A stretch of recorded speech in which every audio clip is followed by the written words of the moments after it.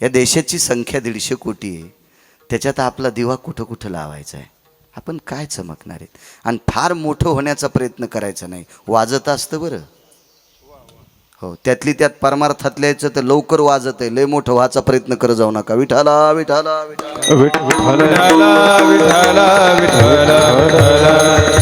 कारण गुरुजी आपल्याकडे बघणारी डोळे जास्त असतात, त्याच्यामुळं आपलं फुटल्याच्या नंतर लवकर पाहणारी माणसं असतात, त्याच्यामुळे आपल्या लोकांनी फुटेल इतकं फुगायचंच नाही. मग ते मृदंग क्षेत्र असो, ते कीर्तन क्षेत्र असो, ते भजन क्षेत्र असो, आती फुगायचा प्रयत्न केला की आपण फुटत असतो.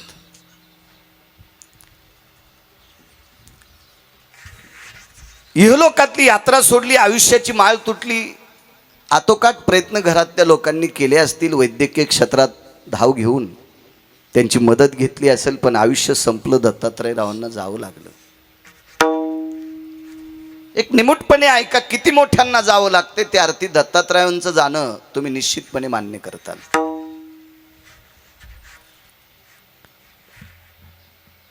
देहूला एक व्यक्ती व्यापारासाठी गेली. व्यापार, जुन्या काळात त्याला उदीम म्हणायचे. उदीम म्हणजे व्यापार. आणि माणसानं काही ना काही उद्योग केला पाहिजे. मोठ्याचा सिद्धांत आहे,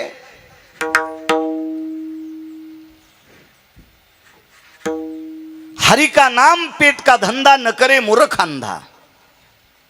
मोक्षासाठी भजन करावं, पोटासाठी काहीतरी उद्योग करावा. कारण प्रापंचिक जीवनात पडलेल्या व्यक्तीनं अर्थ जर नाही कमवला तर त्याच्या जीवनाचा अर्थ संपत असतो, इतकं मात्र निश्चित आहे. ठीक आहे, एखादा संन्यासी असेल, एखादा ब्रह्मचारी असेल, त्याला लोक तिथपर्यंत नेऊन भाकरी देतील, ठीक आहे, त्याचा तो अधिकार आहे, त्यानं सुद्धा तसं राहावा. ब्रह्मचर्य धर्म गोकावी. त्यानं शास्त्र पुराण हे जर पठन केलं, अध्ययन केलं, लोकांना धर्मनिरपेक्षता दाखवली, तर लोक त्याला तिथपर्यंत डोंगरावर भाकरी देतील. पण प्रपंचातल्या लोकांना अर्थ महत्वाचा आहे. 4 पुरुषार्थापैकी एक पुरुषार्थ आहे, त्याचं नाव आहे अर्थ नावाचा पुरुषार्थ. म्हणून तरुणांनी काम करत जावा. उद्योग करणाऱ्या लोकांच्या रिकाम्या जर पिशव्या उचलीत असाल तर उचल्यांच्या यादीत येताल. भल्या महाराजांच्या पण उचलायच्या नाही, त्याला पाकिट असते. तुला काय, एखादा उदाहरणार्थ माझ्यासोबत जर 1-2 महिने गुरुजी पिशव्या उचलायला राहिला असेल तर तो बायको जगवायच्या लायकीचा नाही. तो प्रापंचिक जीवनामध्ये कुटुंब व्यवस्थित राहण्याच्या व्यवस्थेचा लायकीचा नाही. त्यानं काहीतरी अर्थ कमवणं गरजेचं आहे. कीर्तन ऐक, त्याबद्दल दुमत नाही, पण कीर्तन कोणी ऐकायची? काम करून कीर्तन ऐकायची. मी नेहमी सांगत असतो, आत्ता जरी एखाद्याच्या बोरला, विहिरीला पाणी असेल, कॅनलला पाणी असेल आणि त्याचं पीक वाळत असेल, मोटार चालू असेल, लाईट असेल आणि ती बंद करून जर कीर्तनात बसला असेल तर त्याच्यासारखा जिल्ह्यातला मूर्ख तो एकच, विठाला विठाला विठाला विठाला विठाला विठाला. कारण आपण ज्या संप्रदायाच्या नावानं ओंकार राजे भाकरी खातो का गुरुजी, आपण भाकरी खातो का, त्या संप्रदायाचा नियम आहे, काम करता करता भजन करा. आपलं काम संपल्याच्या नंतर भजन करा, किंवा काम लवकर उरकून वेळ काढा आणि भजन करा. तुम्हाला वाटत असेल मी रात्रंदिवस भजन करत असेल, कुटुंबातला असेल, आणि तुमच्या काम न करण्यामुळे कुटुंबाची दानादिन होत असेल तर निश्चित तुम्ही पांडे नरेश झालात असं समजा. श्रीमद भागवतामध्ये पांडे नरेशाचं वर्णन आलं. तो राजा आहे गुरुजी, राजा आहे, पण प्रजेचं पालन न करता डोंगरात जाऊन भजन करू लागला.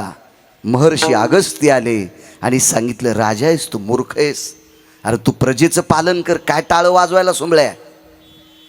हा, रस्त्याचं कर, लाईटचं दे, एखादा बोर पाड, एखादी विहीर पाड, गावाला पाणी दे.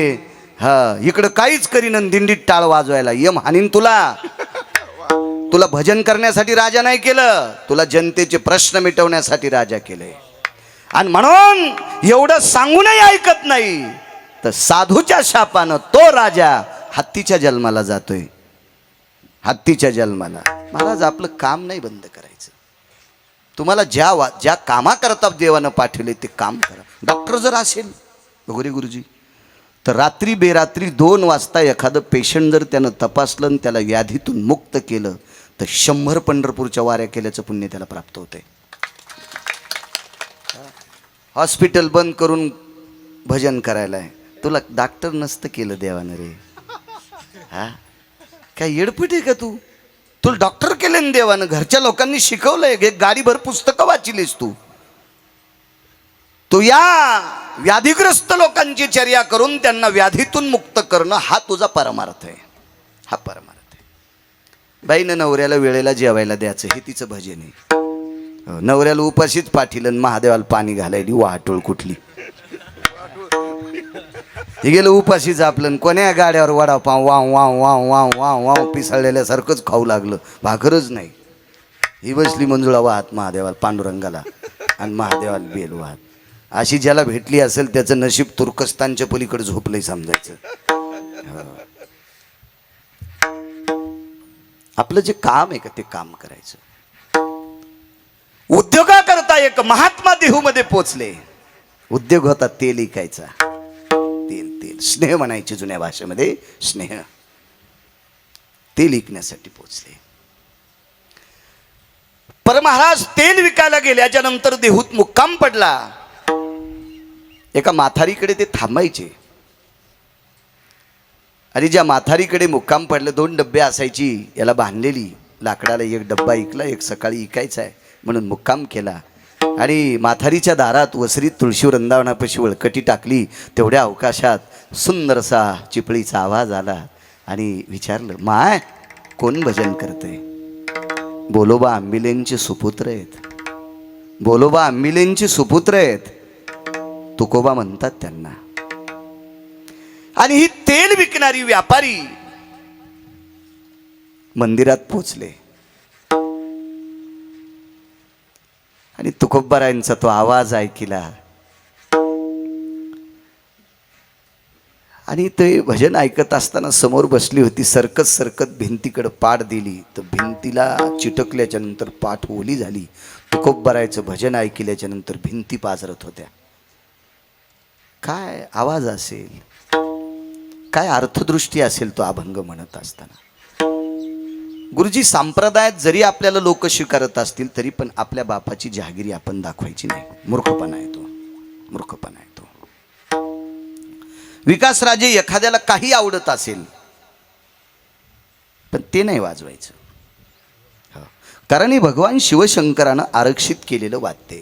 ही काही कोणाच्या बापाची जहागिरी नाही. आणि वारकरी संप्रदायामध्ये अर्थदृष्टी ठेवून जर अभंगाला स्वर लावला तर ते विश्वाच्या मालकाची तार तुटते इतकं मात्र आहे. निळा म्हणे नवरस देख जानती गायक विरळाते.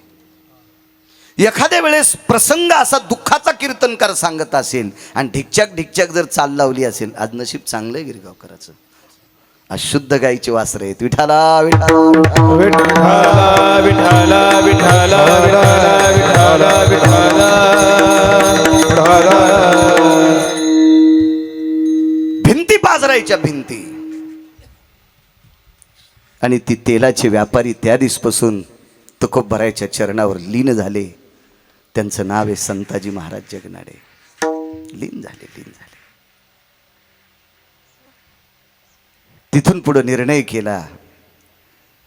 तेल विकण्यासाठी देहूला आल्याच्या नंतर एक भोपळाभर तेल मंदिरात अडकवायचं. डब्बे नव्हते हो. डब्बे नव्हते.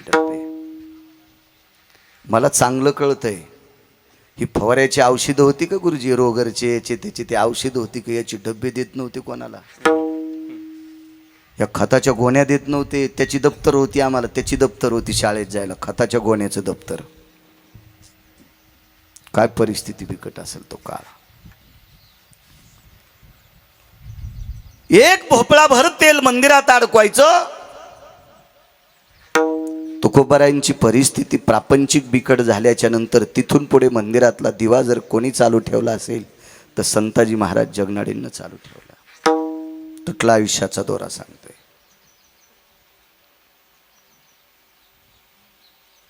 कधी कधी तुकोबारायच्या घरी जाणं झालं, तुकोबाराय नसताना आईसाहेबांचं दर्शन घ्यायचं.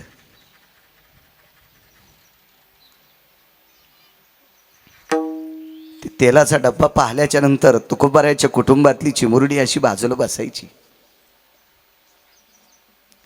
आणि संताजी महाराजांनी विचारायचं, आईसाहेब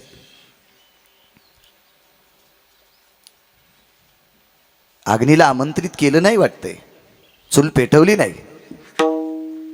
दादा आज काही नाहीये. तिथून पुढे निर्णय केला,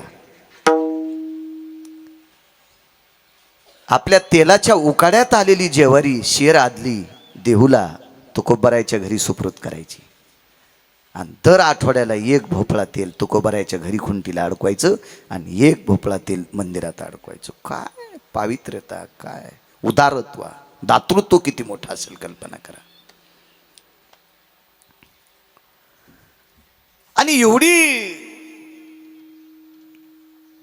त्या भक्तीचं वजन करण्यासाठी, त्या भक्तीचं टोक मोजण्यासाठी ब्रह्मदेवाकडे पारडं नव्हतं. इतकी घट्ट भक्ती झाली, इतकं प्रेम, इतका भाव, इतकी श्रद्धा.